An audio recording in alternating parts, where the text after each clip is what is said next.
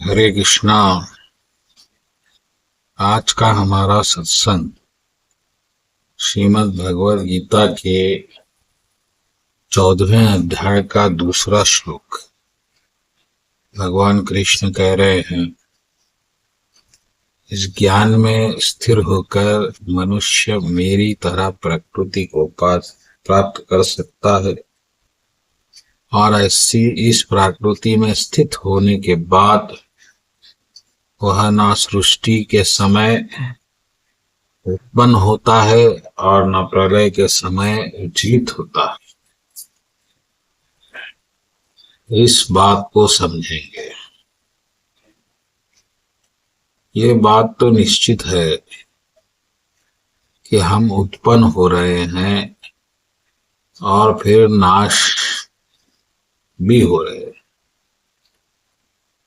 और ये उत्पत्ति नाश हमारे बड़े दुख का कारण भी है, क्योंकि ना चाहते हुए भी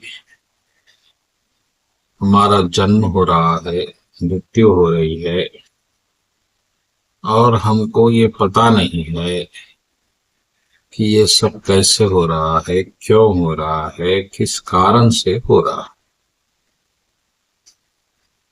और इसमें हमारी कोई अनुमति नहीं है, ना ही हमें कोई संबंध ही है। हम कुछ बना दिए गए हैं, हम कुछ बन गए और उस बनी हुई वस्तु को हम ढो रहे हैं मृत्यु तक। अब इसमें बचने का कोई उपाय नहीं। कुछ अच्छा जन्म मिल गया तो शायद आप कोई शिकायत ना करें, न भगवान से न खुद से। लेकिन जब आपका जन्म आपके इच्छाओं के विपरीत मिल गया तो फिर बड़ी समस्या हो जाएगी। फिर आप खुद को कोसेंगे, भाग्य को कोसेंगे, भगवान को कोसेंगे, और फिर ग्रहों को कोसेंगे, काल को कोसेंगे। यानी कि आप दुखी रहेंगे, व्यथित रहेंगे और कष्टमय रहेंगे, और फिर आपको इस स्थिति से बचने का कोई मार्ग भी नहीं दिखेगा, ना ही आप इस स्थिति से निपट सकेंगे। जैसा कि आपको चेहरा बहुत बुरा मिल गया है, आप सुंदर नहीं बने, तो फिर आपको उस चेहरे को उसी तरह गुजारना होगा, और फिर आपको उसकी हीन भावना से ग्रस्त होकर एक ग्लानिमय जीवन बिताना होगा। ऐसे जीवन की परिस्थिति में भी भगवान कृष्ण एक अजीब, एक अद्भुत ज्ञान दे रहे हैं। भगवान कह रहे हैं कि इस ज्ञान में स्थित होकर मनुष्य ना उत्पन्न होते वक्त, ना सृष्टि के उत्पन्न होने पर प्रकट होता है,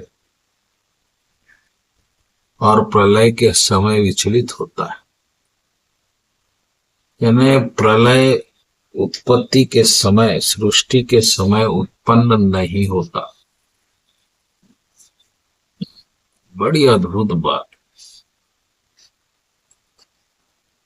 कि आप खुद को इस शरीर से अलग कर लेते हैं,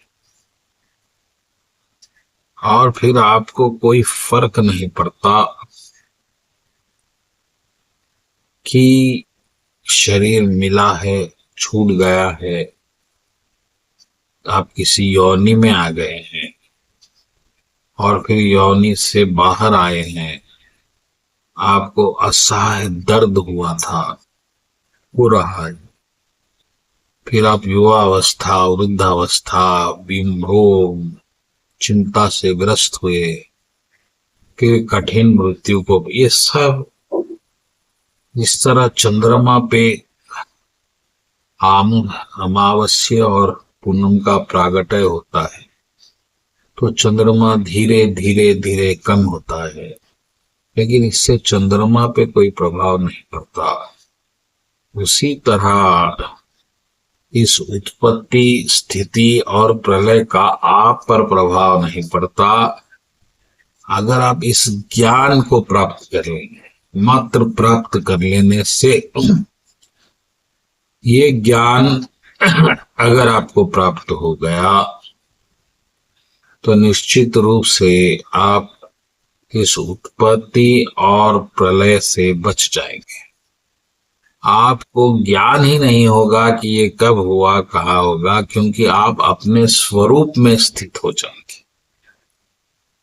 ये इस ज्ञान की अद्भुतता है, महत्वपूर्ण ज्ञान है। तो वो आप किस तरह से मुक्त होंगे ये हम अगले अध्याय में देखेंगे, अगले श्लोक में देखेंगे। लेकिन एक बात तो निश्चित है कि इस ज्ञान की प्राप्ति के बाद आपका न कभी जन्म होगा न मृत्यु होगी, लेकिन आप दृष्टा बन के देखेंगे जरूर। और फिर आप अपने चिन्मयता से शरीर को प्रकाशित भी करें, लेकिन आप शरीर से जुड़ेंगे नहीं, जिस तरह अब आप जुड़ चुके हैं अपने जन्म से।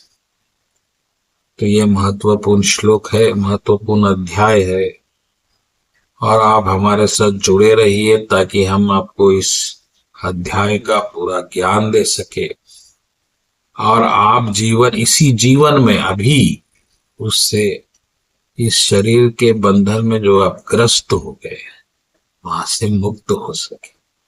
बोलो कृष्ण कन्हैया लाल की जय।